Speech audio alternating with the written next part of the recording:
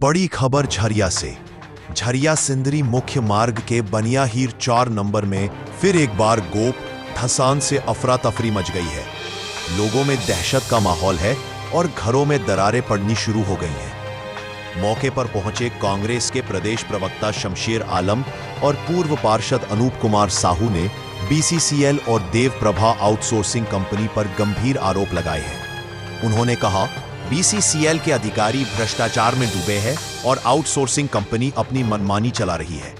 नेताओं ने यह भी कहा कि झरिया की जनता को हर बार सिर्फ चुनाव के वक्त याद किया जाता है, लेकिन चुनाव खत्म होते ही सभी नेता गायब हो जाते हैं। सवाल उठता है, आखिर झरिया को बचाने वाला कौन खड़ा होगा मानवता की मिसाल बनकर झरिया के साथ?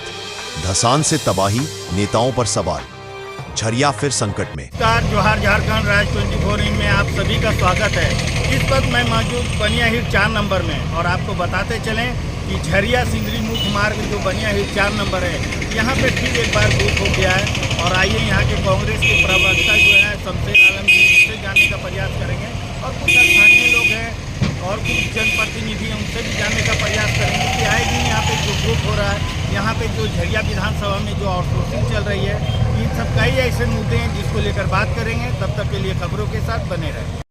क्या कुछ हुआ है सर यहाँ पे? देखिए, बनियाहीर में आप देख रहे होंगे कि आए दिन भूत आसान से यहाँ की जनता त्राही त्राही कर रही है। कुछ दिन पहले आप देखे हो कि बाप और पुत्र दोनों जमीन दोज हो गया था भूत आसान के वजह से। आज देख रहे कि मेन रोड में बनियाहीर के पास सिंदरी और धनबाद सड़क टॉप बन गया है, पूरा धुआं निकल रहा है, आग निकल रहा है। इससे मेरा कहना है कि बीसीसीएल की इच्छा शक्ति खत्म हो गई। बीसीसीएल को जो कार्य करना चाहिए आम जनता के लिए, आम हित के लिए, वो काम नहीं कर रहे हैं ये लोग। ये चाहता है कि यहाँ भूदसान पूरा हो जाए, यहाँ से पब्लिक उखड़ के चला जाए। और यहाँ की जनप्रतिनिधि जो भी आते हैं, जनप्रतिनिधि सेवा के नाम पर, गरीबों के नाम पर, मगर वो ईमानदारी से अपना जो निर्वाहन करना चाहिए वो नहीं करते हैं। वो लोग खुद ठिका पता में मशगूल रहते हैं। तो ऐसे स्थिति में तो आने वाला दिन में ना झरिया रहेंगे ना झरिया के लोग रहेंगे। झरिया के लोगों को अब समझना होगा मेरा जनप्रतिनिधि कितना ईमानदार है, इच्छा शक्ति कितनी है। मेरा कहना आपके मतलब है कि जो विकास होना चाहिए झरिया का, वो विकास ठप पड़ा हुआ है।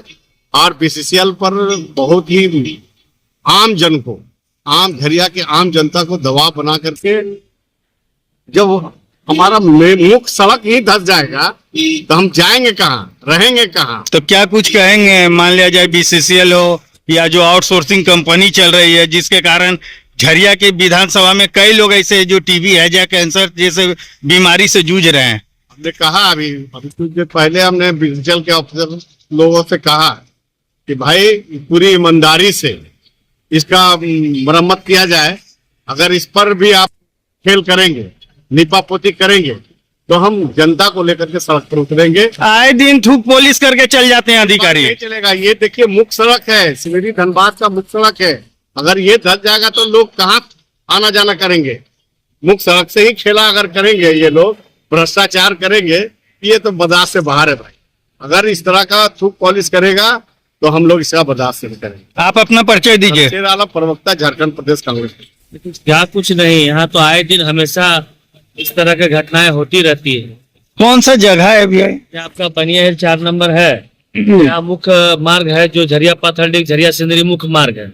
अब मुख्य मार्ग में जो है जमीन धस गया, तो ये जमीन धसने की घटनाएं तो आए दिन यहाँ पर होते रहता है कोयलांचल में। और इसके लिए तो मैं सीधे तौर पर यहाँ पर हमारे ये आउटसोर्सिंग कंपनी को जिम्मेवार मानता हूँ, जो सारे नियमावली को ताक पर रख करके माइनिंग कर रहे हैं। आप देख लीजिए यहाँ सामने ही, इस तरह से पहाड़ बनाने का कोई नियम है?